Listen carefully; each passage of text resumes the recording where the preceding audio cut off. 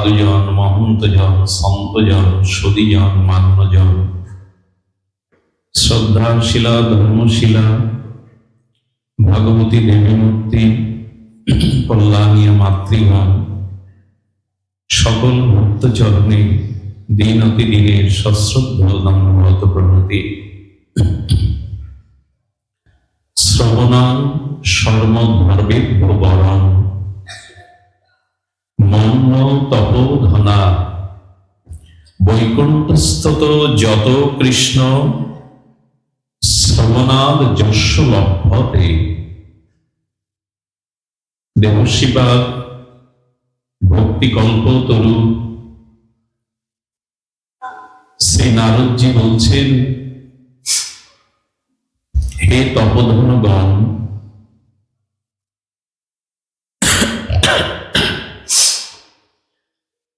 আমি শ্রবণের মধ্যে শ্রীমদ্ ভাগবত শ্রবণকে সর্বধর্মের সার মনে করি। শ্রবণের মধ্যে অমল পুরাণ সর্ববেদান্ত সার, শ্রীমদ্ ভাগবত শ্রবণই সর্বধর্মের সার মনে করি। এই শ্রবণে শুদ্ধা পরাভক্তি প্রেম ভক্তি লাভে জীব তার নিত্য স্বরূপগত ধাম প্রাপ্ত হতে পারে। ধ্যান দিন, ভাগবত শ্রবণকে সর্বধর্মের সার রূপে অভিহিত করেছেন দেবশ্রীপাদ ভক্তিকল্পতরু নারদজি। তিনি বলছেন সর্বধর্মের সার হল বরং যস্য ভাগবত শ্রবণাং। তার কারণ হরির চরণচ্যুতা হয়ে শ্রীমান মহাদেবের জটাজুট উদ্ভূতা হয়ে এই ভূমণ্ডলে প্রবাহিনী স্রোতস্বিনী সদ্যপাতক নাশিনী গঙ্গার প্রবাহ। এই যে স্রোতস্বিনী ভূমণ্ডলে গঙ্গা প্রবাহিনী, এই শ্রী গঙ্গার প্রভাব এবং শ্রীমদ ভাগবতীয় হরিকথার প্রভাব, এটিও গঙ্গা নামে অভিহিত। তবে পার্থক্য হলো এই যে ভূমণ্ডলে সদ্যপাতক নাশিনী হরির চরণচ্যুতা গঙ্গায় আমরা চাইলেই পৌঁছাতে পারি না। ভারত ভূখণ্ডে পতিত পাবনী গঙ্গার কাছে আমরা চাইলেই এখন যেতে পারবো না, কিন্তু হরি কথামৃত ভগবত কথামৃত গঙ্গা সকল জীবের দুয়ারে উপস্থিত হতে পারে, সকল জীবনের নিকটে পৌঁছাতে পারে। শুধু ভাগবত গঙ্গাতে অবগাহন করলে, হরি কথামৃত অমৃতে স্নান বা অবগাহন করলে, আর ভূমণ্ডলে প্রবাহিত গঙ্গায় স্নান করলে পার্থক্যটা কি? পাতক নাশিনী স্রোতস্বিনী গঙ্গায় স্নান করলে পাপ দূর হয়, শাস্ত্র বিধিত এটি। কিন্তু গঙ্গা স্নানের পরে পুনরায় আমার প্রবৃত্তি, আমার পূর্ব সংস্কার আবার পাপ করতে বাধ্য করে। কিন্তু কেহ যদি শ্রীমদ ভাগবত গঙ্গায়, হরি কথামৃত গঙ্গায় ভজনানন্দী নির্মল শুদ্ধ সাধুমুখে হরিকথা গঙ্গাতে অবগমন করাতে পারে চিত্তকে, তাহলে তার চিত্তে পুনরায় পাপ করবার বাসনা বৃত্তিও নষ্ট হয়ে যায়। গঙ্গা স্নানে পুনরূপী পাপের সম্ভাবনা থাকে, পাপ প্রবৃত্তি নষ্ট হয় না। কিন্তু হরির কথামৃত গঙ্গাতে নির্মল ভজনানন্দী শুদ্ধ মহাপুরুষের মুখর বিন্দে যদি হরিকথার সৌভাগ্য কখনো পাই, তবে আমাদের চিত্তে পাপ প্রবৃত্তির মূল পর্যন্ত ধ্বংস হয়ে যায়। আপনারা জানেন, স্রোতস্বিনী গঙ্গায় জাহাজ ডুবি হয়, নৌকা ডুবি হয়, আর সেটা সলিল সমাধিতে অনেক মানুষ মারা যায়। আচ্ছা, গঙ্গায় নৌকা ডুবি জাহাজ ডুবি হলে মানুষ মারা যায়, কিন্তু হরিকথার গঙ্গায় যারা একবার ডুবেছে তারা মরে না, তারা হরির চরণে প্রেম ভক্তি পেয়ে উদ্ধার হয়ে যেতে পারে। তাদের প্রেম প্রাপ্তি হতে পারে। এই জন্য শ্রবণাং সর্ব ধর্মেভ্য বরং, শ্রবণের মধ্যে সর্বশ্রেষ্ঠ হল শ্রীমদ্ ভগবতীয় কথামৃত শ্রবণ। সেই মহাভাগ্য আমরা এই উর্জাদর শ্রী শ্রী দামোদর ব্রতের মাসে পেয়েছি। এই উর্জাদর বা নিয়ম সেবা ব্রতের অনেক নিয়মাবলী, তন্মধ্যে সর্বশ্রেষ্ঠ নিয়ম কোনটি? শাস্ত্র বলেছেন, যত দামোদরং ভক্তবৎসলং বিদিত জনা তস্যাহং তাদিশমাসং স্বল্পমা পুরকারক। যদি এই মাসে ব্রতের সর্ববিধ নিয়মাবলী পালনে কেউ অসমর্থ হয়, তবে স্বল্প পরিমাণে এই ব্রত মাসের নিয়ম ব্যতীত, ভজন ব্যতীত কেউ যেন অতিবাহিত না করে। এই ব্রত মাসে নিয়মের মধ্যে সর্বশ্রেষ্ঠ নিয়ম কোনটি? বলছেন, দিনন্তে বৈষ্ণবানাং সঙ্গ হরিকথায়া। যতবিধ ব্রতের শাস্ত্রীয় নিয়মাবলী আছে, বিধান আছে, বিধি আছে, তন্মধ্যে অন্যতম শ্রেষ্ঠ হল দিনন্তে বৈষ্ণব সঙ্গে হরিকথা শ্রবণ হলো এই মাসের সর্বশ্রেষ্ঠ ভজন অঙ্গ। সেই ভাগ্য আজ আমরা শ্রীমন্দিরে প্রাপ্ত হয়েছি। সুধীবৃন্দ, আজ অনেকগুলো তিথি আমাদের স্মরণীয়। আজ গোপাষ্টমী, শ্রী শ্রী গোপাষ্টমী তিথি।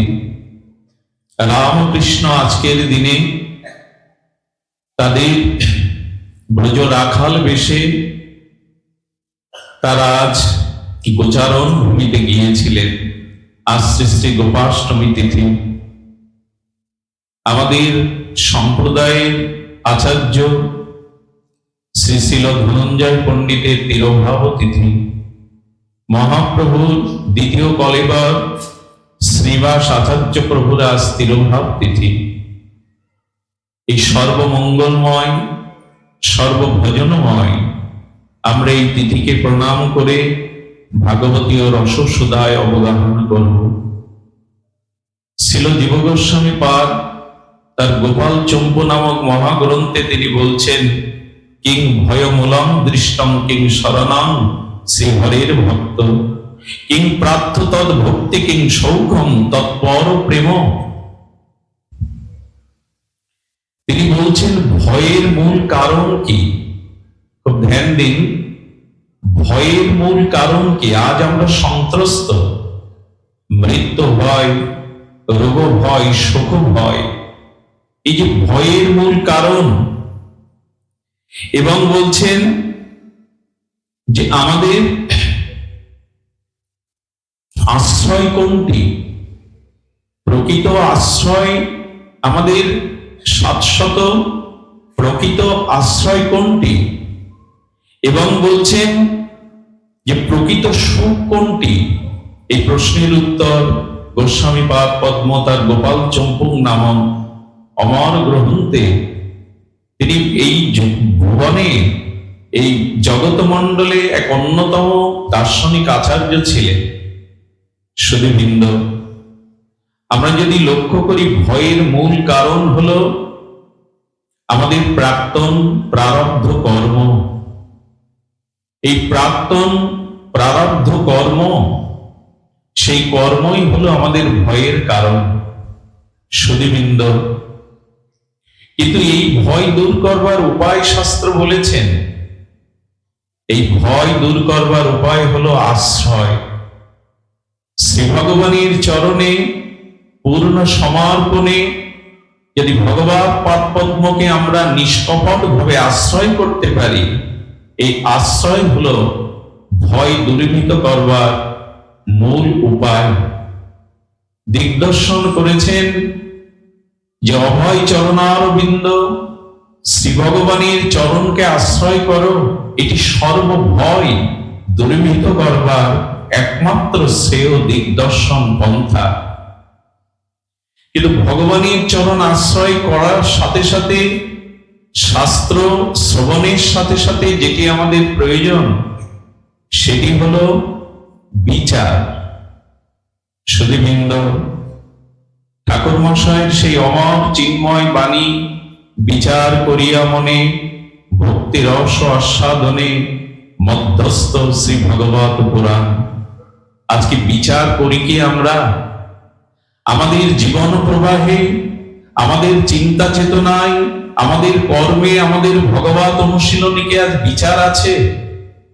শাস্ত্র বলেছে যদি শাস্ত্র বিচার না করো, যদি বিচার করে ভগবত অনুশাসনে বিচার করে জীবন পরিচালিত না করো, তবে জীবন ছিন্ন ভিন্ন হতে বাধ্য, স্খলিত পতিত হতে বাধ্য।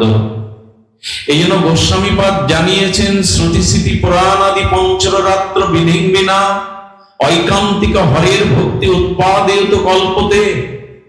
সামনে সম্মুখে আমরা ভক্তির অনুশীলন করছি, ভগবত অনুশীলন করছি, ঐকান্তিক হরির ভক্তের অনুশীলন করছি, কিন্তু সেটি যদি শ্রুতি স্মৃতি পুরাণ ভক্তি শাস্ত্রের অনুশাসনে না হয়, যদি বিচারপূর্বক শাস্ত্র বিচারপূর্বক না করি, গোস্বামীপাদ বললেন সম্মুখে হরিভক্তির অনুশীলন মনে করলে কি হবে? এটি উৎপাত মাত্র। আমরা যেন ধর্ম করতে গিয়ে শাস্ত্র অনুশাসনের উৎপাত শুরু না করি।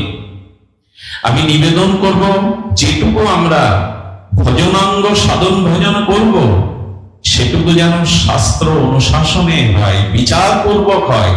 ভক্তিরস আস্বাদনের জন্য বিচার চাই। এই বিচার আজ আমাদের মধ্যে মাদিস আমার সম অভজনের মধ্যে এই বিচারই আজ নাই। দেখুন, যার বিচার যেমন শুদ্ধ, তার কর্ম, তার চেতনা, তার ভগবত জীবন তত বিশুদ্ধ। যার বিচার যত অশুদ্ধ, তমগুণ আক্রান্ত, তার জীবন তত বেশি স্খলিত পতিত। এই জন্য বিচার শুদ্ধ করতে হবে আমাদের। বিচার কাকে বলে? বিচার সৎ এবং অসৎ, কর্তব্য এবং অকর্তব্য, শাস্ত্রীয় এবং অশাস্ত্রীয়, এটি যথাযথ রূপে সম্যক রূপে জানা, এরই নাম বিচার। কোনটি করণীয় আর কোনটি ত্যায্য, কোনটি গ্রহণ করতে হবে, কোনটি ত্যাগ করতে হবে, এটি যথাযথ রূপে শাস্ত্রের যথাযথ রূপে জানার নামই হলো বিচার। এই বিচার করে চলি কি আমরা? আজ বিচারহীনতায়, স্বেচ্ছাচারিতায় চলছি। গীতায় ভগবান সতর্ক করে দিয়েছেন যে যদি শাস্ত্র বিধি না পালন করো, ন সুখং না পরম গতি, ন সিদ্ধি বাপন্নতি, ন সুখং না পরম গতি। যদি শাস্ত্র বিধি না মেনে চলো, নিজের বৃত্তি স্বেচ্ছাচারিতায় চলো, তাহলে ইহকালেও যেমন সুখ প্রাপ্তি নাই, পরকালেও তোমার কোনো গতি নাই, সিদ্ধি তো বহুদূর। এই জন্য ঠাকুর মশার এই মহাবাণী, বিচার করিয়া মনে, মনে বিচার করতে হবে। বিচার শুদ্ধ তো আমাদের, আমরা শুদ্ধ বিচারে চলছি তো। এই মনের শুদ্ধ বিচারই আপনার ভয় দূর করবে, যথাযথ ভগবত চরণে শরণাগতি আনবে, আর এতেই প্রাপ্তি, এতেই আমাদের জীবনের চরম লক্ষ্যে আমরা পৌঁছাতে পারব। বিচার পুরাকালে দেখুন, বিচার যার যেমন প্রাপ্তি তার তেমন। আমরা বিচার করে ভগবত পথে চলছি কি? শ্রী গুরু, শ্রী বৈষ্ণব, শ্রী শাস্ত্রের অনুশাসন বিচারে না চললে কিন্তু ছিন্ন ভিন্ন হয়ে যাবে। সম্মুখে ভক্তির অনুষ্ঠান মনে হবে, ঐকান্তিক ভক্তির অনুষ্ঠান, তা হবে উৎপাত মাত্র। তার প্রথমেই শাস্ত্র বলছেন, সকাম উপাসনা থেকে দূরে এসো। নিজ ভোগ্য সসুখ বাসনা নিয়ে ভগবানের কাছে যেও না, কামনা বাসনা নিয়ে, এই বিচার নিয়ে ভগবানের কাছে যেও না। আচ্ছা, উপাসনা কাকে বলে? উপযুক্ত আসনা ইতি উপাসনা। উপ মানে সন্নিকটে, আর আসন মানে সন্নিকটে বসা। আমি ভগবানের শ্রীপাদ পদ্ময় শ্রীমন্দিরে গিয়ে উপাসনা করছি, কিসের জন্য? সকাম, আমার পুত্রের চাকরি হোক, এই যে পুত্রের চাকরির জন্য স্বকামনা নিয়ে গোবিন্দের পাদপদ্মে, রাধারানীর পাদপদ্মে গেলাম, যদি তার চরণে উপবেশনী উপাসনা হয়, তাহলে আমি গোবিন্দ চরণে গিয়ে ছেলের চাকরির চিন্তা করছি। আমি কি গোবিন্দ চরণে গেছি না ছেলের চাকরির কাছে বসে আছি? বিচার কি বলে? আমি গোবিন্দের চরণে যাইনি, ভগবানের চরণে যাইনি, আমি ছেলের সকাম চাকরির কাছে উপবেশন করছি। এটা উপাসনা নয়। এটি সতর্কবাণী করেছেন আমাদের আচার্যরা। নাস্তিক বরঞ্চ ভালো, কিন্তু হাজারটা কামনা বাসনা নিয়ে যারা ভগবানের চরণে যায়, তাদের থেকে বরঞ্চ নাস্তিক তারা ভালো, যারা ঈশ্বর বিশ্বাস করে না। কেন? ঈশ্বর বিশ্বাসী নন। এই আস্তিক ব্যক্তির জগতে কোনো ঘটনাক্রমে যদি ঈশ্বরে বিশ্বাস তার আসে, তখন রত্নাকর বাল্মীকি হয়ে যায়, দৃঢ় বিশ্বাস আছে তাদের। কিন্তু হাজারটা সশুক বাসনা কামনা নিয়ে যারা ভগবানের চরণে যায়, ওই কামনা পূর্তি না হলে ধীরে বিশ্বাসের প্রতি তার বিশ্বাস শ্রদ্ধা নষ্ট হতে থাকে। এই জন্য দয়া করে বিচার করে যান, কোনটা আমার চাওয়া, আমি কবে প্রকৃত আশ্রয় কোনটি। শাস্ত্র এটি জানিয়েছেন, এই বিচার করে যেতে হবে। শ্রুতিবৃন্দ, মনে পড়ে একবার বিষ্ণুরাম এবং শিবরাম একই গ্রামে দুইজন যদি ধনী হয়, আর সেই ধনী যদি দীন ও দাতা ভগবত পরায়ণ না হয়, তাদের মধ্যে কে কাকে পেছনে ফেলতে পারে? ধনী হন ক্ষতি নেই, কিন্তু দীন ও দাতা হন। ধনী হন ক্ষতি নেই, কিন্তু গুরুচরণে সমর্পিত জীবনযাপন করুন। ধন ভগবত কর্মে, শুদ্ধ আত্মকল্যাণে, মানব কল্যাণে ব্যয় করুন, তাতে দোষ নাই। কিন্তু যদি ধনী দীন ও দাতা না হয়, ভগবত চরণে সমর্পিত না হয়, তবে তাতে অহংকার এসে দেখা দেয়। একই গ্রামে দুইজন অহংকারী ধনী থাকলে প্রতিযোগিতা, মাৎসর্য, দোষ আসে। কে কাকে পেছনে ফেলতে পারে? আরে একজন যায় দার্জিলিং এ, আর একজন যায় কাশ্মীরে, যে আমি তোমার থেকে ভালো জায়গায় গেছি। একজন 20 লাখ টাকার গাড়ি কিনলে 50 লাখ টাকার গাড়ি কিনে প্রমাণ করতে যায় আমি তোমার থেকে এগিয়ে। এরা একে অপরকে পিছু টানের জন্য অহংকারে মদমত্ত হয়ে যখন এরা একে অপরকে মাৎসর্য দোষে পিছনেই টান দিচ্ছে, হঠাৎ একদিন শিবরাত্রি ব্রত এলো, আর আশুতোষ ভগবানের উপাসনায় অল্প সন্তুষ্ট হয়ে বর প্রাপ্তির আশায় দুইজনে কাশিতে চলে গেল, কারণ পরাস্ত করতে হবে। শিবরাম কঠোর উপবাসীর দ্বারা আর বিল্লবৃক্ষ তলে বসে ওম নমঃ শিবায়, ওম নমঃ শিবায় জপ করছে। বিষ্ণুরামও গিয়ে বসেছে যে আর শিবের পরে বলিয়ান হয়ে বিষ্ণুরামকে আমি পেছনে ফেলবো। সারা রাত ওম নমঃ শিবায়, ওম নমঃ শিবায় জপ করে চলেছেন। জগৎমাতা পার্বতী ভগবান শঙ্করকে বলছেন, আপনি যান, আর আপনি গিয়ে ওদের কিছু বর দিয়ে আসুন। বলেন পার্বতী, ওদের বিচার শুদ্ধ নয়, ওরা মাৎসর্য দোষে একে অপরকে পরাস্ত করবে বলেই উপাসনায় বসেছে। তো ভগবান শঙ্কর জগৎমাতা পার্বতীর অনুরোধ রাখতে চলে এলেন বিষ্ণুরামের কাছে। উনি ভোরবেলা নির্মল প্রভাতে দর্শন দিয়ে বলছেন, বিষ্ণুরাম কিছু প্রার্থনা করো। খুব ধ্যান দিয়ে শোনো, সকাম উপাসনার পরিণতি। বিষ্ণুরাম তখন ভগবান শঙ্করকে বলছেন, হে আশুতোষ, আপনি কি আমায় আগে দেখা দিলেন না শিবরামকে আগে দর্শন দিলেন? বললেন, না, তোমার কাছেই আগে এসেছি, তুমি বর চাও। ও চিন্তা করছে, আমি যা চাইবো তার থেকে বেশি যদি শিবরাম চাই, তাহলে তো আমার এই উপাসনা ব্যর্থ হয়ে যাবে। ওকে পরাস্ত করবার জন্যই তো উপাসনা। সুধীজন,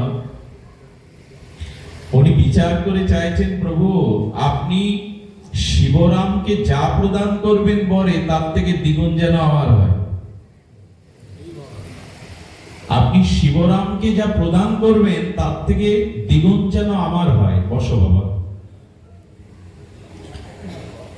ভগবান শঙ্কর বললেন, তথাস্তু। শিবরামের আমি যা যা বর প্রদান করব তার থেকে দ্বিগুণ তোমার হয়, তথাস্তু বললেন।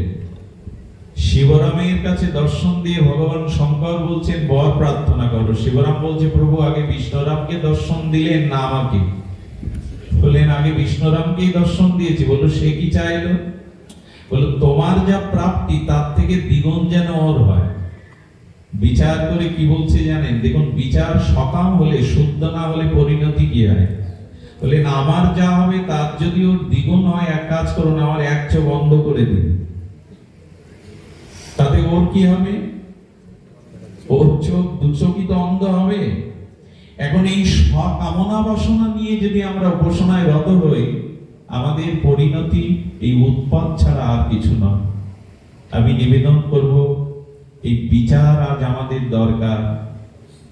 আমি যথার্থ ভগবত অনুরাগের পথে চলেছি তো?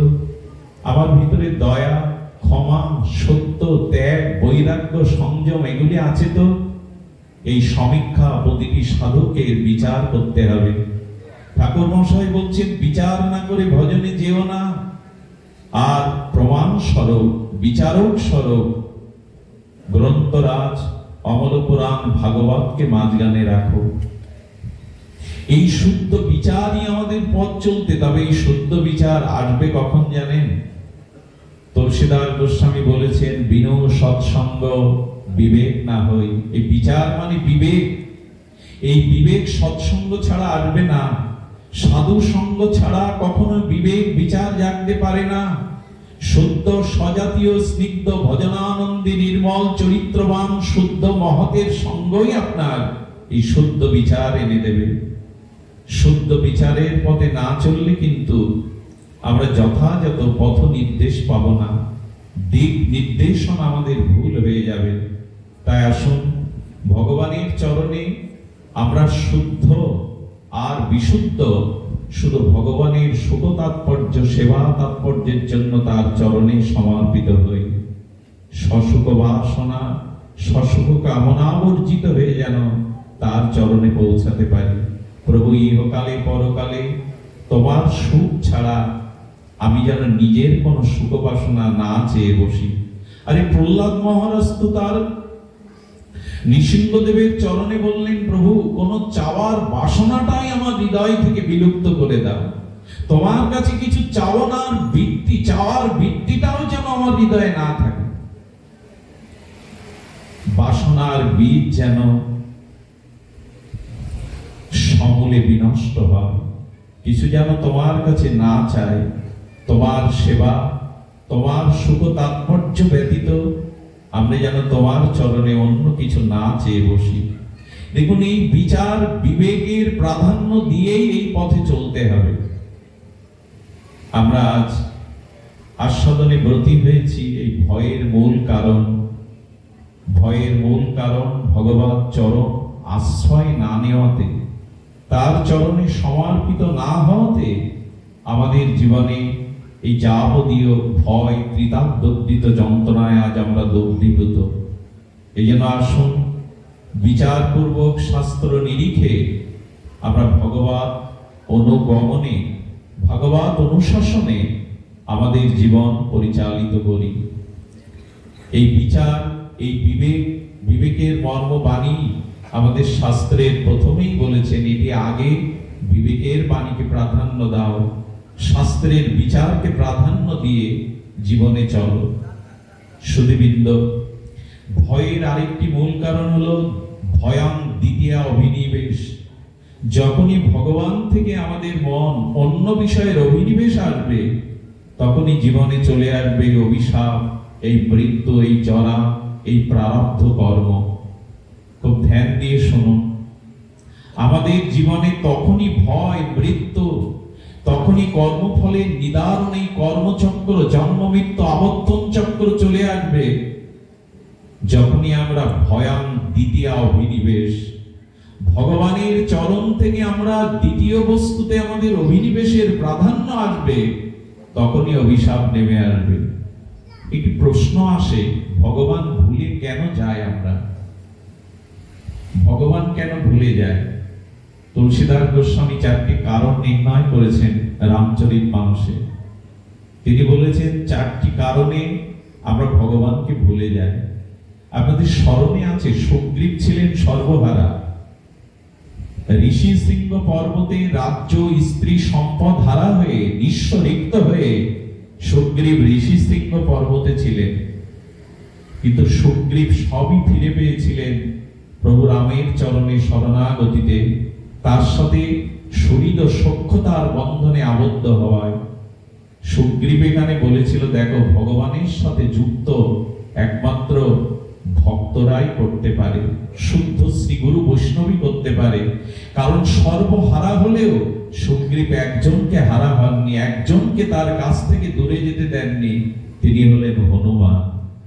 এই হনুমানের কারণেই তিনি রঘুপতি রাজীবলোচন রামচন্দ্রকে পেয়েছিলেন এবং রামচরণে শরণাগতি সম্বন্ধের দ্বারা তিনি ফিরে পেয়েছিলেন তার রাজ্য কিষ্কিন্ধা, ফিরে পেয়েছিলেন তার সহধর্মিণী, তার সব কিছুকে।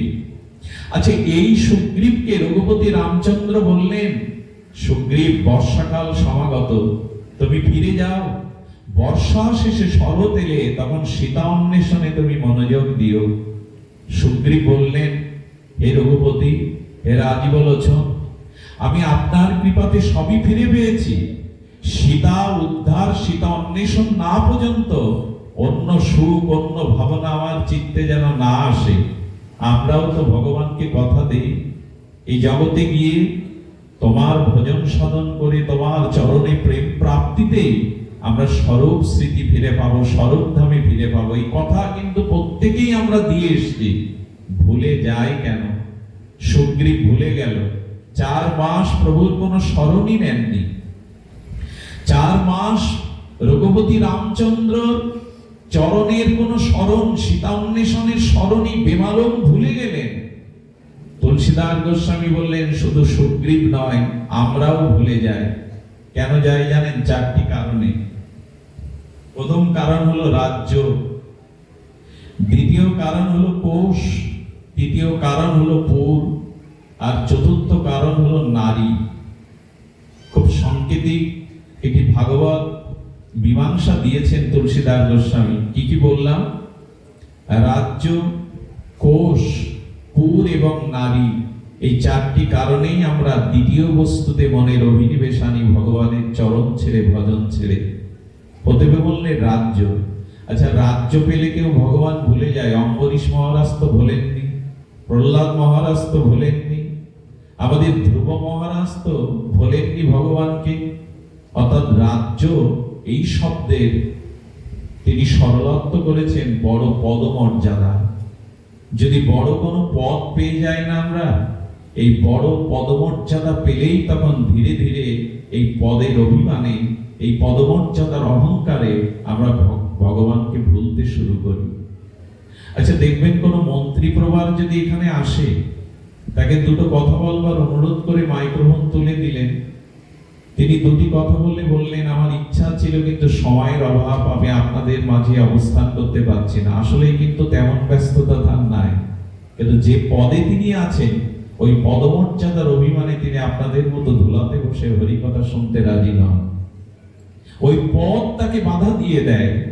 এই জন্য অম্বরীশ মহারাজ মন্দির মার্জন করছেন শ্রীহস্তে, তার সহধর্মিণীগণ, প্রেয়সীগণ গিয়ে বললেন, মহারাজ এই কাজ আমাদের উপরে ভার দিন। অম্বরীশ মহারাজ বলেছিলেন, আমার স্থাবর সম্পত্তির সব ভাগ তোমাদের, কিন্তু ভগবানের মন্দির মার্জনের এই ভাগ, এই সম্পদ আমি তোমাদের ভাগ দেব না। অর্থাৎ বড় পদে থাকলেও সেই পদ অভিমান, অহংকার, পদমর্যাদার গর্ব যখন কারো আসে, প্রথমেই সে ভগবান ভুলতে থাকে। তার জীবন মনে করে ব্যতিব্যস্তময়, ব্যতিব্যস্ত থাকলেও মূল কাজটা থেকে সে দূরে সরে যায়। দ্বিতীয় হলো কোষ। এই কোষ মানে মানুষের চাওয়ার অতিরিক্ত অর্থ তার প্রারব্ধে যদি থাকে, আর সেই অর্থ যদি এসে যায়, আর সেই অর্থ যদি মঙ্গলময় কাজে, সমাজের কল্যাণময় কাজে, সৎ কাজে, ভগবত সেবায়, বৈষ্ণব আরাধনায় ব্যয় না হয়, ওই অর্থই তাকে ভগবান ভুলিয়ে দেওয়ার মহামন্ত্রের কাজ করে। এই জন্য অর্থ আছে, ক্ষতি নেই, সেটা মঙ্গলময় কাজে ব্যয় করুন। অর্থের সদ্ব্যবহার 3 ভাবে করতে হয়। এক হলো অর্থ সৎ কাজে নিয়োগ করতে হয়, না হলে সেই অর্থ অভাবী আত্মীয় স্বজন আর পিছিয়ে পড়া প্রতিবাসীদের সুখের জন্য ব্যয় করতে হয়, আর না হলে অর্থকে কৃপণতা করে ভোগ করো। যদি এই তিনটি প্রয়োগ অর্থে না করো, তবে সেই অর্থ অভিশাপের কারণ হবে, তোমার পতনের কারণ হবে। তাই অর্থ যাদের জীবনে আছে তারা যেন দীন ও দাতা হয়ে মঙ্গলময় সামাজিক কল্যাণময় কাজে, সৎ কাজে, গুরু বৈষ্ণবের সেবায়, মহৎ কর্মে রত হয়। নাহলে অর্থই তার জীবনে ভগবান ভুলে যাওয়া মন্ত্র রূপে, ঔষধি রূপে কাজ করে। তৃতীয় বলেছিলেন পুর। একটু ধ্যান দিন এই কথাটি। এখানে পুর মানে সংসারে স্ত্রী পুত্র আত্মীয় স্বজনের প্রতি অতিরিক্ত মোহ, অতিরিক্ত আসক্তি। যদি কারো স্ত্রী পুত্রের প্রতি কর্তব্যের বাইরে অতিরিক্ত মোহ বা আসক্তি এসে যায়, জানবেন এই আসক্তি তাকে ভগবান ভুলিয়ে দেয়। এই জন্য গোবিন্দ শ্রীমদ্ ভগবদ গীতাতে বলেছেন, অশক্তি অনবিসঙ্গ গৃহ দ্বারা পুত্রেষু। যদি পারো এদের প্রতি আসক্ত হয়ে পড়ো না। স্ত্রী আছে, পুত্র আছে, চাকরি করতে হয়, ব্যবসা করতে হয়, টাকা রোজগার করতে হয়, এদের প্রতি কর্ম করো, কিন্তু নির্মম ভবতি। দেবশ্রীবাদ নারদ বলেছেন নির্মম হয়ে। নির্মম মানে নিষ্ঠুরতা নয়, কর্তব্যের খাতিরে এদের প্রতি কর্তব্য করো, কিন্তু আসক্ত হতে যেও না। এই বাণী কি আজ আমাদের বিচারে আসে? সারাটি জীবন যদি এই চার দেওয়ালের মধ্যে স্ত্রী পুত্র, জীবন যৌবন, ভোগ বিলাসের প্রতি আসক্তি থাকে, মুক্তি কোথায়, কল্যাণ কোথায়? প্রাতঃস্মরণীয়, কর্মবন্দনীয় বৈষ্ণব সেবার মূর্তিমন্ত বিগ্রহ ছিল মুরলীমোহন দাস বাবাজি মহারাজ। তিনি বলেছিলেন, এক বিষয়ী লোক সারা জীবন স্ত্রী পুত্র বিষয়ের প্রতি আসক্তিতে মারা যাচ্ছে, শ্বাস উঠেছে, আর তখনই তিনি প্রশ্ন করছেন তার স্ত্রীকে, ওগো তুমি কোথায়? আবেগ ভরে বলছেন, ওগো তুমি কোথায়? বলে, এই তো আমি তোমার শিহরে আছি। বড় খোকা তুই কোথায়? বললো, আমি তোমার দক্ষিণে আছি। মেজ খোকা, আমি তোমার বাম ধারে আছি বাবা। ছোট খোকা, বাবা আমি তোমার চরণে আছি। ধমক দিয়ে বললেন, সব এখানে তো দোকানদারি কে করছে? বাবা বলতেন, অতিরিক্ত সংসারে আসক্তি থাকলে মৃত্যুর সময় ওই আসক্তি আপনাকে ওই ফাঁদে ফেলবে। এর উৎকৃষ্ট প্রমাণ ভাগবত দিয়েছেন। আপনার বাড়িতে গিয়ে ঘরের কোনো কোণে উড়নামুর জাল দেখবেন, মাকড়সার জাল। মাকড়সার একটি স্বভাব হলো, ওদের গালের লালা দিয়ে ওরা সুন্দর শিল্পের মতো একটা জাল বুনতে পারে, আবার ওই লালাটা জালটা নিজের ভিতরে গ্রাস করে নিতে পারে। এই ক্ষমতা ওদের বিধাতা দিয়েছেন। এখন এই গালের লালা দিয়ে ওরা দেখবেন আপনার আমার থেকে শিল্পের থেকে সুন্দর একটা জাল বনে। এই মোহজাল এই রাজ্য বনে কেন জানেন? সুখে থাকবে বলে। আর ঠিক ওর মাঝখানে অবস্থান করে রাজ্য বিস্তার করে, পুত্র কন্যা ইত্যাদি ইত্যাদি ওই রাজ্যে বাস করতে থাকে, সুখে থাকবে বলে। আপনারা আজ গিয়ে দেখবেন ওই মাকড়সাটা নিজের মোহময় জালে আটকে ওখানেই মরে পড়ে আছে। এবং ভাগবত কি সতর্ক করেছে জানেন? ওই যে স্বপ্নের জাল বুনেছিল, মোহজাল, ওইখানে যেসব তার পুত্র কন্যাকে সুখে রাখবে বলে ওই জাল, ওই রাজ্য নির্মাণ করেছিল, ওর মৃত্যুর পরে ওই পুত্র কন্যা মাকড়সাগুলো ওর দেহের অংশগুলো কুড়ে কুড়ে খেয়ে নেয়। কোন শুকনো উড়নাব মাকড়সার গায়ে হাত দিয়ে দেখবেন ওর দেহের ভেতরে কোনো পদার্থ নাই, ওরাই কুড়ে কুড়ে খায়। যদি সারা জীবন স্ত্রী পুত্র সংসারের প্রতি অতিরিক্ত মোহ দিয়ে দাও, এরা তোমার পরমার্থকে অগ্নি করে কুড়ে করে খেয়ে ফেলবে। দুর্লভ ভোজনযোগ্য মনুষ্য জন্ম পেয়েছিলে, নির্দেহ একদম সুলভং সুদুর্লভং। এই দুর্লভ জন্মকে এই মোহমায়া কুড়ে কুড়ে খাবে। ঈশ্বর চরণে সমর্পিত হলে তোরা দেবে না। ওরা কেবল কথার পাকে নিত্য আমায় বেঁধে রাখে। এই জন্য স্ত্রী পুত্র সংসার আছে আছে, দুটো টাকা রোজগার করতে হয়, ওদের প্রতি দায়িত্ব পালন করুন। কিন্তু দেবশ্রীবাদ বলছেন নির্মম ভবতি। এদের প্রতি মমতা শূন্য হয়ে এদের দায়িত্ব পালন করো। ঠাকুর মশাই এই জন্য বললেন, কতবার বদলেছ এই দেহ, কতবার এই সংসার পরিবর্তন করেছ। স্ত্রী পুত্র বান্ধব যত মরি যায়, শত শত আপনারে হও সাবধান। আমরা সাবধান হয়েছি। আমি আজ দুপুরে প্রবচনে লোভ সামলাতে পারছি না, এই প্রসঙ্গটি এসে গিয়েছিল। আবার একটু আপনাদের, প্রসঙ্গটি অত্যৌক্তিক হবে না। ভগবত প্রসঙ্গ কখনো রসশূন্য হয় না। আমাদের দিল্লিতে জগৎগুরু রাঘবাচার্য পাঠ করছিলেন। ইনি বিখ্যাত পণ্ডিত প্রবার, জগৎগুরু উপাধিতে ভূষিত। উনি যখন পাঠ করছেন এই প্রসঙ্গই বলছেন, ভগবান বলেছেন অশক্তি অনভিসঙ্গ, সংসারের প্রতি আসক্তি কমাও, নির্মম ভবতি, নির্মম হয়ে সংসারে থাকো, মমতা শূন্য হয়ে থাকো, কারণ কেউ কারো নয়। এই কথা যখন বলছেন তখন দিল্লির এক ধন্যাঢ্য শিল্পপতি গিয়ে উপস্থিত। বয়স্ক তার যুবক, সদ্য বিবাহ করেছেন। আর তিনি গিয়ে বলছেন, মহারাজ আপনি যে বললেন স্ত্রী পুত্র সব স্বার্থের জন্য, আর এরা প্রকৃত অর্থে মোহ মায়াতে তোমায় বেঁধে রেখেছে, আমি বিশ্বাস করি না।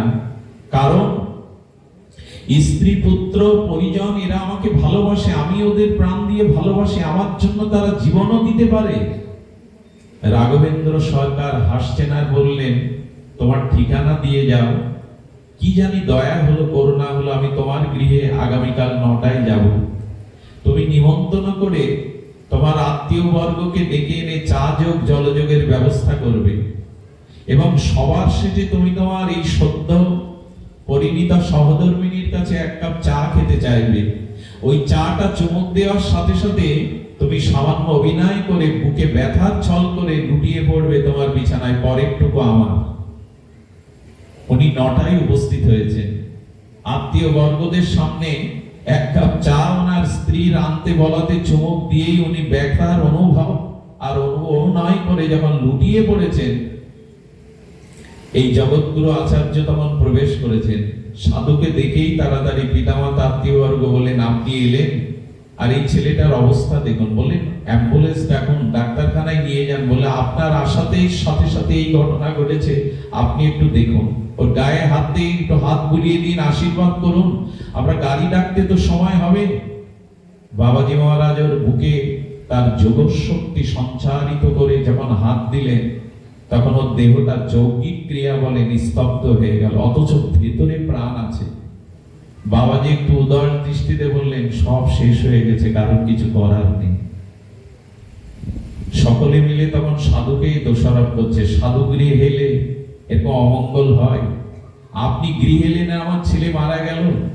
যখন এই শোকে মকরস্থ হয়ে কাঁদতে কাঁদতে সাধুর দোষ দিচ্ছেন, তার মধ্যে বৃদ্ধা মা এসে বলছেন, বাবা আপনারা মহাপুরুষ, আপনারা অনেক কিছু করতে পারেন, দেখুন না আমার সন্তানকে একটু বাঁচাতে পারেন কিনা, শেষ চেষ্টা করে দেখুন।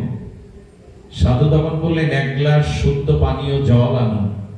উনি জলে হরিনাম দিয়ে বলছেন, আমি একটা চেষ্টা করতে পারি, গুরুদেব আমাকে এই বিভূতিটা দিয়েছিলেন, এই জল যিনি পান করবেন তিনি মারা যাবেন, তার আত্মাটা ওর মধ্যে গিয়ে ও বেঁচে উঠবে। যখন এই প্রসঙ্গ এনেছেন, 5 মিনিট পরে থেকে আত্মীয় স্বজন আর কেউ ওই ঘরে নাই, মাত্র 3 জন অবশিষ্ট আছে, পিতা মাতা এবং ওনার সদ্য পরিণত স্ত্রী। পিতাকে গিয়ে বলছেন এই আচার্য, আচ্ছা আপনি তো বৃদ্ধ হয়েছেন, কতদিন আর এই জগতে, আপনি পান করুন না জলটা, আপনার ছেলের জীবন দিয়ে যান। এই বৃদ্ধ শিল্পপতি তখন বলছেন, ছোটবেলা থেকে কঠোর পরিশ্রম করে এতগুলো ইন্ডাস্ট্রি ফ্যাক্টরি অর্জন করেছে, আমার ছেলেটা এসব কিছু বোঝে না, ওর হাতে দিয়ে গেলে উপযুক্ত নয়, এখনো তৈরি হয়নি, তাই বিধাতা যেটা চেয়েছেন চলে গেছেন, এগুলো আমি সামলাই। ভেতরে কিন্তু ওর চেতনা আছে, বাহ্যিক স্পন্দন নাই, এই সাধুর যৌগিক ক্রিয়া বলে। সুধীবৃন্দ, এরপরে বৃদ্ধা মাকে গিয়ে বলছেন, আপনি তো সন্তানের জীবন চান, আপনি জল পান করুন, আপনি মরে যাবেন। এই মরে যাবেন শব্দটা একটু জোর করে বলছেন, আপনার ছেলে বেঁচে যাবে। বললেন, আপনারাই তো পাঠে বলেন একটি সতী নারীর মূল কর্তব্য হলো পতি সেবা, আমি চলে গেলে এই বৃদ্ধ বয়সে ওনারকে সেবা করবে, ওনারকে সেবা করবে। আমার ভাগ্যে হয়তো এই লিপিবদ্ধ ছিল, প্রারব্ধ ছিল যা ঘটেছে, স্ত্রীর কাছে যাওয়ার সাথে সাথে বলছেন আমার মেহেন্দি এখনো শোকায়নি। আরে এক সপ্তাহ হয়নি এই বিবাহ, আমি কেন তার জন্য জীবন দিতে যাব? আমি পিত্রালয়ে চললাম। সাধু গিয়ে তার বুকে হাত দিয়ে তার চেতনা ফিরিয়ে দিয়ে বললেন, সংসারে ভালোবাসাটা দেখে নাও, সংসারের ভালোবাসাটা উপলব্ধি করে নাও। সুধীবৃন্দ, আমি যদি প্যারালাইসিস হয়ে মলমূত্র ত্যাগ করি না ঘরের বারান্দায়, ওরাই ছেড়ে দেওয়ার জন্য ব্যস্ত হয়ে যাবে। সুধীজন, এই জন্য সংসার করুন, স্ত্রী পুত্রের প্রতি 16 আনা দায়িত্ব কর্তব্য পালন করুন।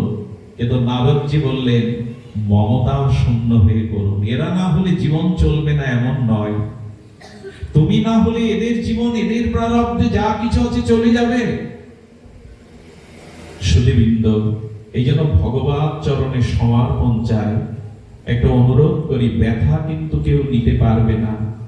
ব্যথার ব্যথি একমাত্র ভগবান ছাড়া, শ্রী গুরু ছাড়া আর কেউ দিতে পারবে না। মনে পড়ে আপনাদের, আবেগ চলে আসে, সামলাতে পারি না। ঠাকুর হরিদাসকে 22 বাজারে বেত্রাঘাত করা হচ্ছিল। আপনারা জানেন 22 বাজারের বেত্রাঘাত সহ্য করার ক্ষমতা ছিল না কারো, কিন্তু ঠাকুর হরিদাসের 22 বাজারের বেত্রাঘাত পাওয়ার পরেও তিনি শুধু জীবিত ছিলেন না, তিনি সহাস্যে ওদের জন্য প্রার্থনা করছিলেন ভগবানের কাছে। এর কিছুদিন বাদে নবদ্বীপে মহাপ্রভু শ্রী অঙ্গকে দর্শন করেন হরিদাস। দেখলেন কালো কালো বেত্রাঘাতের চিহ্ন, চাবুকের চিহ্ন শ্রীমান মহাপ্রভু এই পুত শ্রী অঙ্গে, প্রেমময় অঙ্গে। বলেছিলেন, প্রভু তোমার অঙ্গে কারা এই ব্যথা দিল? মহাপ্রভু বলেছিলেন, হরিদাস ওরা যখন 22 বাজারে তোমাকে নিদারুণ ভাবে বেত্রাঘাত করছিল, আমি আমার অঙ্গ পেতে দিয়ে তোমার প্রতিটি আঘাত আমি আমার অঙ্গে নিয়েছিলাম। এই ব্যথা একমাত্র ভগবানই নিতে পারে, আর কেহ না।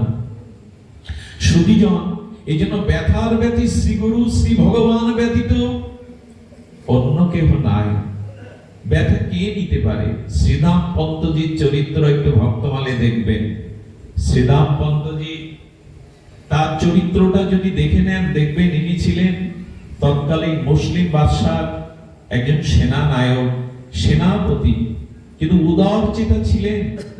সেই মহারাষ্ট্রের বিট্টল ভগবানের পরম ভক্ত ছিলেন। সেই বিট্টল নাথের চরণে গিয়ে প্রতিদিন প্রার্থনা, চোখের জলে আরাধনা করতেন। ইনি ছিলেন সেনাপতি, এই জন্য ঐশ্বর্য কম ছিল না। মহারাষ্ট্রে আসে দুর্ভিক্ষ, এই দুর্ভিক্ষে যখন ওনার জমানো সমস্ত সঞ্চিত অর্থ দিন দুঃখীদের অন্ন, বস্ত্র, বাসস্থানে দান করেছিলেন। অর্থের অভাব হলে তিনি রাজকোষ থেকে সম্রাটকে, বাদশাকে না জানিয়ে কিছু অর্থ নিয়েছিলেন যে পরে শোধ করে দেবেন। এই অর্থ যখন দিন দুঃখী কাঙাল দুর্ভিক্ষবাসীদের মধ্যে বিলিয়ে দিয়েছিলেন, একজন রাজ কর্মচারী বাদশাকে, মুসলিম বাদশাকে জানালেন, আপনার শ্রীদাম পন্তজি আপনার রাজকোষ থেকে অর্থ আপনাকে না জানিয়ে চুরি করে নিয়েছে। আর এটি সামান্য প্রমাণ পাওয়ার পরে খানজানির কাছে জানেন যে কিছু অর্থ উনি নিয়েছেন, আপনাকে জানাননি। 4 জন সেনা পাঠালেন, ওকে বন্দি করে নিয়ে আসো, আমি মৃত্যুদণ্ড দেব ওকে। শ্রীদাম পন্তজি ভজন করছেন, ওরা গোবিন্দকে বিট্টল, পুণ্ডরিক বিট্টল বলে ডাকে। বিট্টলের মন্দিরে গিয়ে চোখের জল ছেড়ে দিয়ে কাঁদছে, হে বিট্টল, হে পুণ্ডরিক, আমার যা কিছু আছে আমি দিন দুঃখীর সেবায় বিলিয়ে দিয়েছি, আমাকে সামর্থ্য দাও যাতে আমি এই দুস্থ অন্ন কষ্ট মানুষের পাশে দাঁড়াতে পারি। আচ্ছা, আপনি 3 ঘন্টা মন্দিরে মালা জপ কীর্তন করেন, এটাই আপনার ব্যক্তিত্বের পরিচয়? না আপনি দীন, দাতা, দয়া, ক্ষমা, করুণা নিয়ে মানুষের কাছে সদ্ব্যবহার করেন, কোনটা আপনার পরিচয়? আপনি ভক্ত? 3 ঘন্টা মন্দিরে বসে থাকায় আপনার ভক্তের পরিচয় না। আপনার ব্যবহার, আপনার সদ্ব্যবহার, আপনার দয়া, ক্ষমা যদি জনমানুষের অন্যের কল্যাণে না আসে, শুধু মন্দিরে বসে থাকলেই, মালা জপ করলে আপনি ভক্ত, এই পরিচয় শাস্ত্র দেয়নি। আপনার ব্যবহারিক পরিচয় আপনি কতটা ভগবানের। ইনি ভগবানের কাছে কাঁদছেন। 4 জন সেনা তাকে বন্দী করে নিয়ে যাওয়ার জন্য যখন মন্দিরে পা দিতে যাবে, ওনার সহধর্মিণী ছিলেন সতী সাধ্বী। আর যারা সতী হয় না, তাদের বাক্যের মধ্যে একটা তেজ থাকে। উনি বললেন ওনার উপাসনা শেষ না হলে কেউ মন্দিরে প্রবেশ করতে পারবেন না, এখানে দাঁড়ান। ওই সতী সন্ধি কুলবধূ রমণীর মধ্যে, তার বাক্যের মধ্যে এমন একটা তেজস্বিতা ছিল, ওরা দাঁড়িয়ে পড়ল। মন্দির থেকে আসার পরে চারজন ওনাকে বন্দি করে যখন নিয়ে যাচ্ছে, সুধীবৃন্দ যেতে যেতে বিঠ্ঠলজির মন্দির থেকে তখন বলছেন, আপনারা 5টা মিনিট আমাকে সময় দিন, আমার হাত পা বাঁধা থাকুক, কিন্তু 5টি মিনিট সময় দিন, আমি বিঠ্ঠলকে জানিয়ে আসি। শ্রীমন্দিরে গিয়ে বিঠ্ঠলকে চোখের জলে বলছেন, প্রেমাস্ত্র বিগলিত করে, বিঠ্ঠল সাজা যদি দিতে হয় তুমি দাও, আমি অন্য কারো কাছ থেকে সাজা নিতে চাই না। সাজা যদি দিতে হয় তুমি কৃপা করে দাও আমায়, আমি অন্যের কাছে সাজা নিতে চাই না, তোমার চরণে আমি সমর্পিত করেছি নিজেকে। সঙ্গে সঙ্গে ভগবান বিঠ্ঠল কি করেছিলেন জানেন? বিঠ্ঠল কিছু রাজকোষে জমা দেওয়ার জন্য কিছু মোহর আর সোনা, এই ধাতু নিয়ে গিয়ে উপস্থিত হলেন সেই মুসলিম দরবারে, সেই বাদশার নিকটে।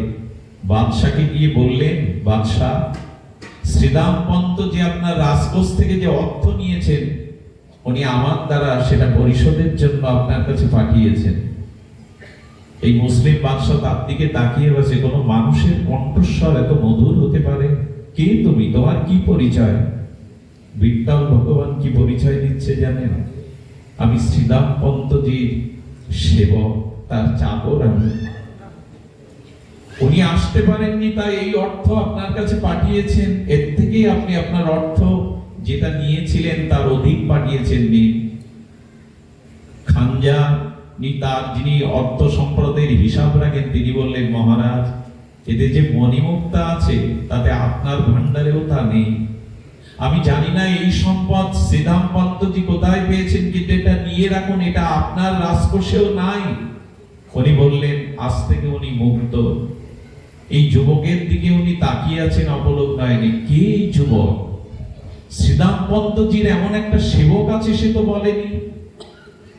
হাত পা বাঁধা অবস্থায় যখন তাকে সামনে হাজির করা হলো, বলল, বাঁধন খুলে দাও, কাকে বেঁধে এনেছো? শ্রীদাম পন্তজিকে বলছেন, আমি ভুল করেছি তোমায় চিনতে। তুমি যে জনমানুষের সেবায়, আত্মমানবতার সেবায় অর্থ নিয়েছিলে, সেই অর্থ যে এমনি করে তুমি ফিরিয়ে দিতে পারো, এটা আমার জানা ছিল না। উনি বললেন, আমি তো আপনাকে কোনো অর্থ ফেরত দেইনি। বললেন, তোমার সেবককে, তোমার চাকরকে পাঠিয়ে যা দিয়েছো সেটা আমার রাজকোষেও নাই। উনি বুঝতে বাকি রইলেন না, বললেন, বাদশাহ বলতে পারেন সে কোথায় দাঁড়িয়েছিল? এসে গিয়ে দেখলেন যেখানে সে দাঁড়িয়েছিল তার চরণ চিহ্নটা সেখানে পড়ে আছে।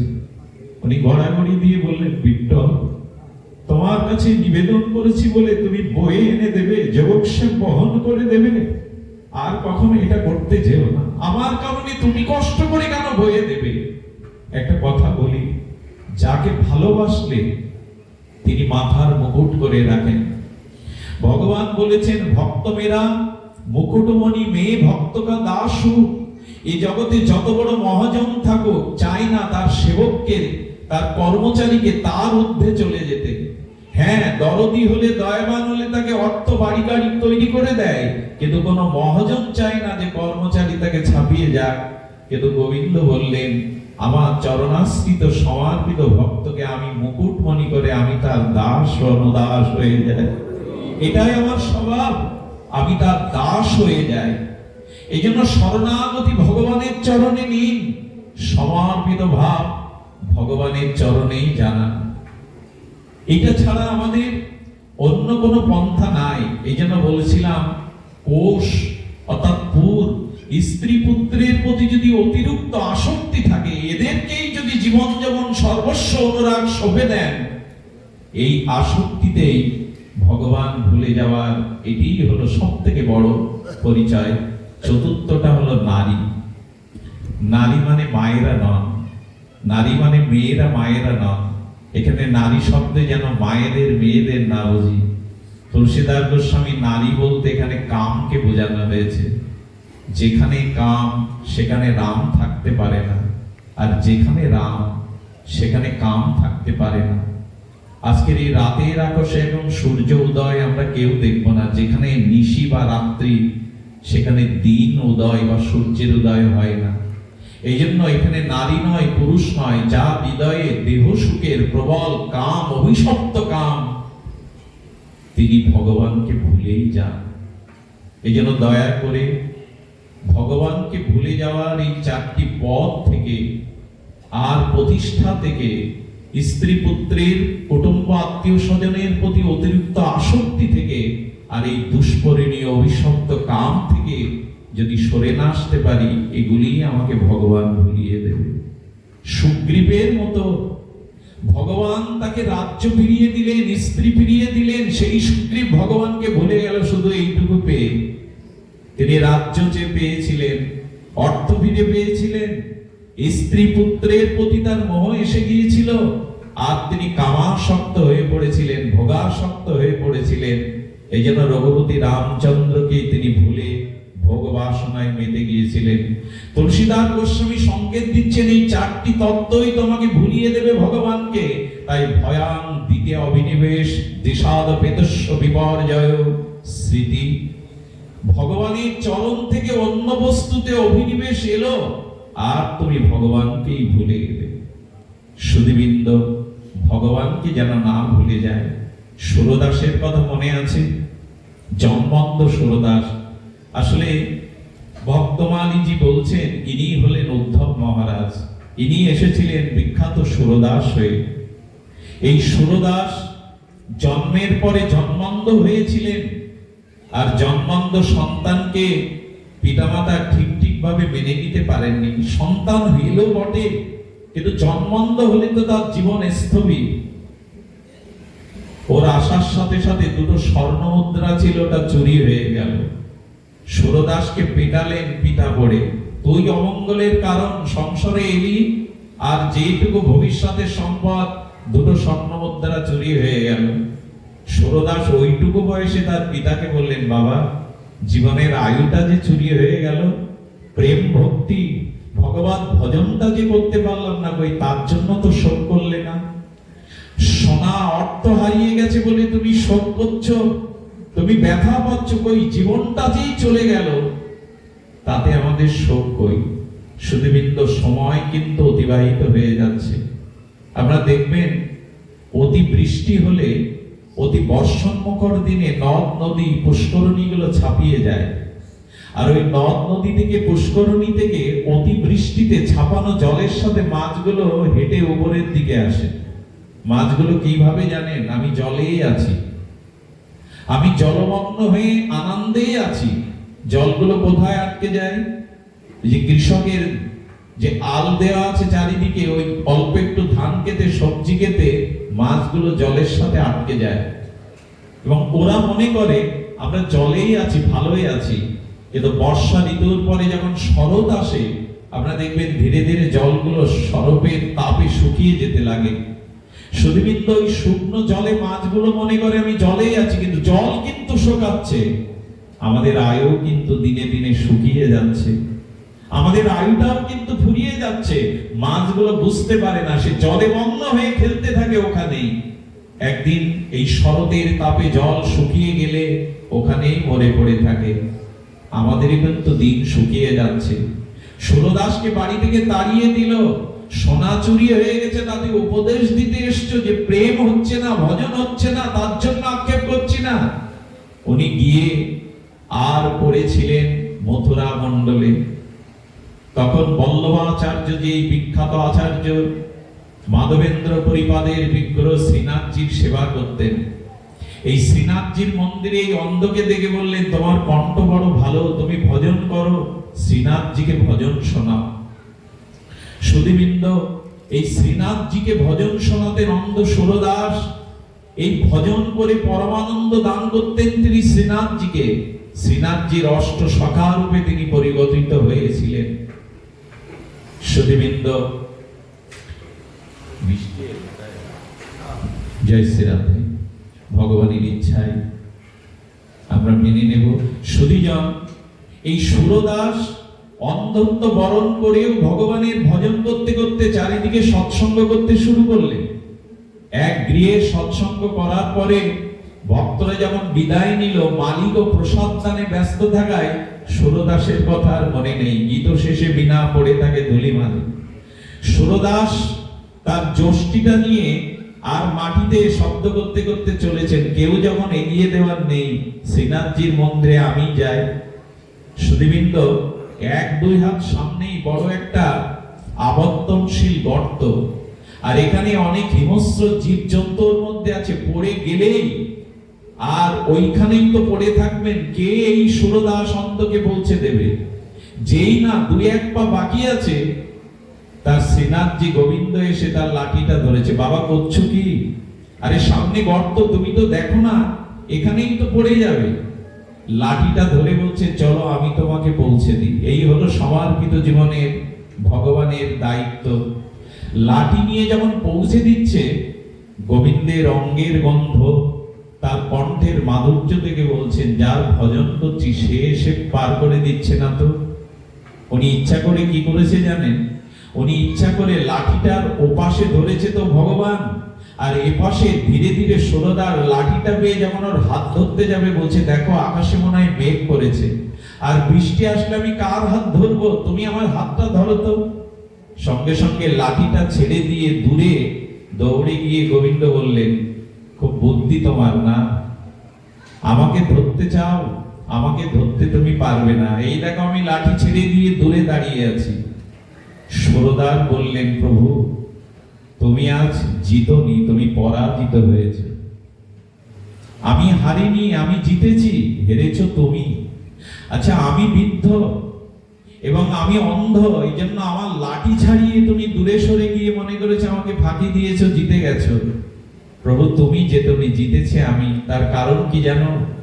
বৃদ্ধ অন্ধের লাঠি ছেড়ে দিয়ে দূরে পালাতে পারো, কিন্তু আমার হৃদয় থেকে দূরে যাওয়ার শক্তি তোমার নেই। আমার হৃদয় থেকে দূরে পালাবার ক্ষমতা তোমার নেই।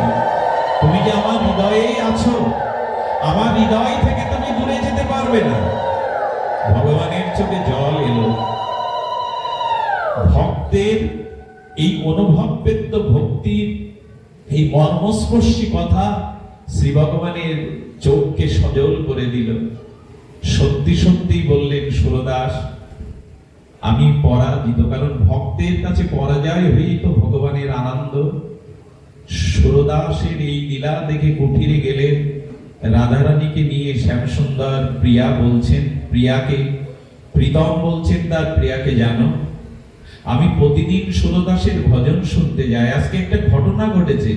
আরে আমি তার কাছে পরাজিত হওয়ার পরে কি অপূর্ব কথা বললো, লাঠি ছাড়িয়ে যেতে পারো, কিন্তু আমার হৃদয় থেকে যাবে এ শক্তি তোমার নেই। রাধারানী বললেন, আজকে আমাকে নিয়ে চলো তোমার সাথে, এমন ভক্তকে দর্শন করতে আমারও বড় স্বাদ হয়। রাধারানীকে শ্যামসুন্দর বলছে, তুমি গেলেই তো বিপদ ঘটাবে, যাকে তাকে করুণা করে বসো, কৃপা করে বসো। বলে না, আজ সুরদাসকে আমি দেখবই, নিয়ে চলো। রাধারানী আসছেন। রাধারানীর চরণের দিব্য নূপুর ধ্বনিতে ঝংকারিত হয়ে উঠল। দেখুন আমাদের মায়েদের পায়ে যে নূপুর, রাধারানীর পায়ে সেই নূপুর নয়। রাধারানীর শ্রী অঙ্গে, প্রেম অঙ্গে যা যা সবকিছু রাধারানীর ন্যায় চিন্ময়।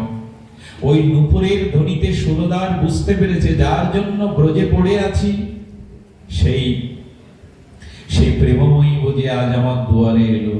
উনি ভজন করতে করতে আবেশে চিন্তা করেছেন, আর একটু এগিয়ে আসলেই তার চরণ ধরে লুটিয়ে পড়ব। রাধারানীর নূপুরের সংকেত থেকে সুরদার ভজন করতে করতেই লুটিয়ে পড়েছে, এবং অনুমানে যখন চরণটা ধরেছে, রাধারানীর চরণ পেছনে টানতে গিয়ে নূপুরটা সুরদাসের হাতেই রয়ে গেল। নূপুরটা বুকে জড়িয়ে ধরার পরে রাধারানী বললেন, সুরদাস নূপুরটা আমায় দাও, বসন্ত রাসে আমাকে যেতে হবে, দিয়ে দাও। বললেন, আমি তো অন্ধ, আমি জানি না এই নূপুর তোমার কিনা, তুমি যদি প্রমাণ দিতে পারো, আমি তো বুঝতে পারছি না যে তোমার আর এক চরণে কোন নূপুর আছে। আমি তো জন্মান্ধ, যদি প্রমাণ করাতে পারো এই নূপুর তোমার, আমি নূপুর তোমায় দিয়ে দেব।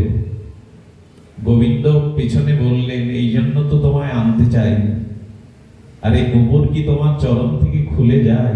কৃপা করবেই তো নূপুর তার হাতে দিয়েছ তুমি।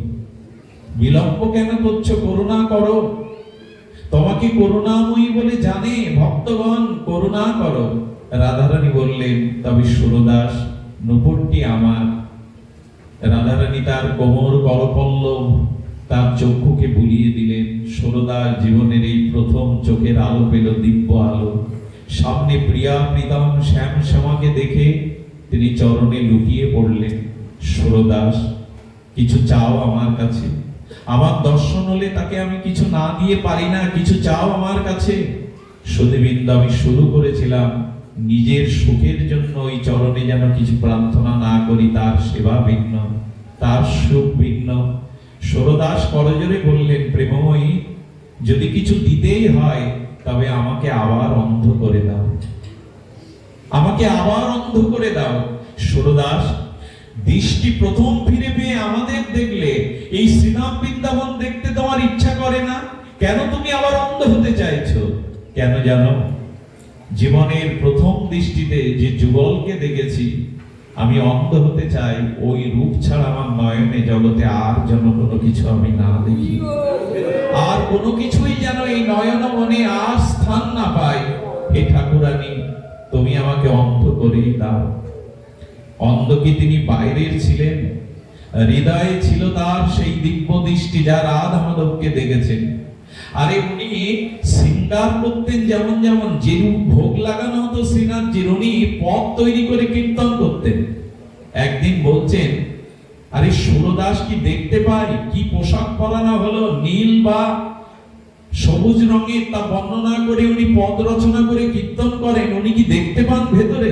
দেখতে তো পান, কারণ ওনার অন্তর দৃষ্টি আছে।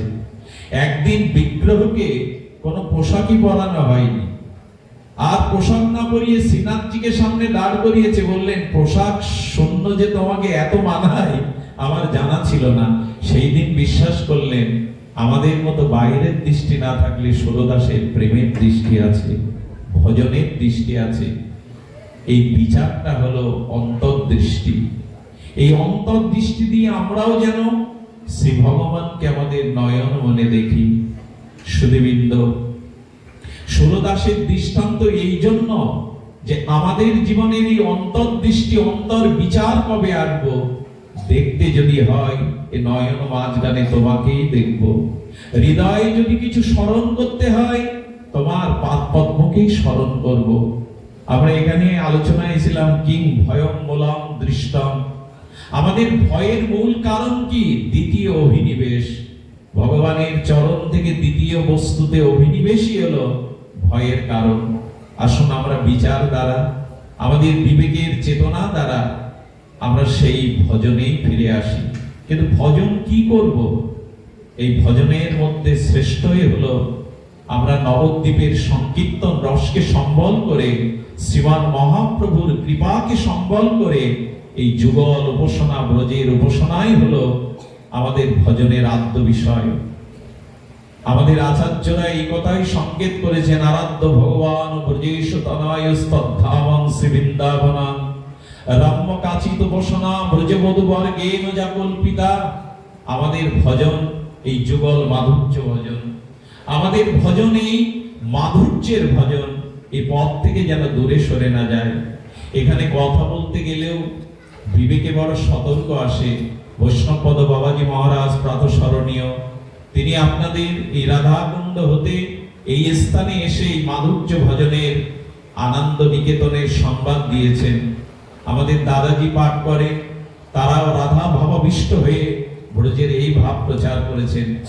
আমি আপনাদের কাছে সবিনয় নিবেদন করব, শ্রীগুরু চরণাশ্রয় করে এই যুগল ভজনেই যেন আমরা ব্রতী হতে পারি। শুনিবৃন্দ, আকাশের হতেই পারে, আকাশের এই কিছুটা ঘনঘটা ছিল, আকাশের এই পরিশনের সাথে সাথে আসুন আমরা একটু জয়ধ্বনি মঙ্গল ধ্বনি প্রদান করি। ভগবান সবার প্রতি কৃপা দৃষ্টি, কৃপা বাড়ি বর্ষণ করি।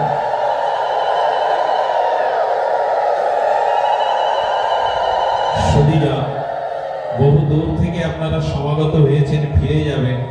আকাশের প্রতিকূল অবস্থায় হয়তো আপনাদের অন্তরায় হতে পারে। এই জন্য আমরা মহাপ্রভুর কাছে প্রার্থনা করি আবার যদি মহাপ্রভু আমাদের কৃপা করেন আবারও এই স্থানে হরিকথার প্রয়াস আমাদের থাকবে, আবারও হরিকথায় এমনি করে আনন্দ নিকেতনে আমরা আস্বাদনে ব্রতী হতে পারবো।